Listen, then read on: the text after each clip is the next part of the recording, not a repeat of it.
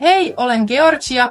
Tällä videolla opimme, miten Evo Player Pro asennetaan LG Smart TV:hen.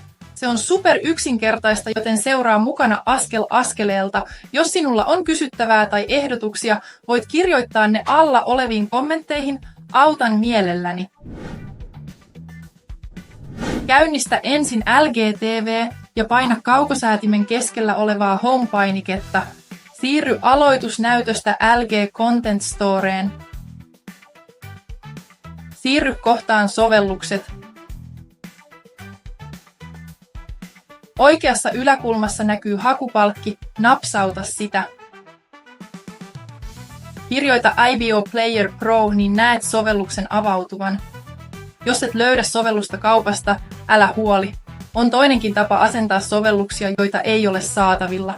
Napsauta vain tämän videon yläpuolella olevaa tietokorttia tai katso alla olevasta kuvauksesta vaiheittainen menetelmä. Avaa sovelluksen tiedot napsauttamalla OK ja napsauta sitten Asenna. Kun sovellus on asennettu, napsauta Avaa. Kun avaat sovelluksen, Mac-osoitteesi ja laiteavaimesi näkyvät näytöllä. Muista kirjoittaa nämä ylös, tarvitset niitä sovelluksen aktivoimiseen ja soittolistasi lisäämiseen.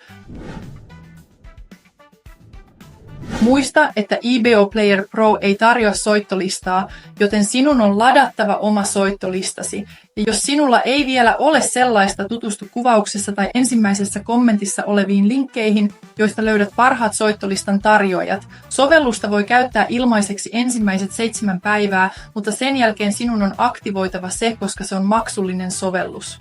Älä huoli, olen lisännyt kuvaukseen tai ensimmäiseen kommenttiin linkkejä Evo Playerin parhaista elinikäisistä paketeista sekä oppaan, miten se aktivoidaan. Ja siinä se on. LG Smart TV:si on nyt asennettu Evo Player Pro.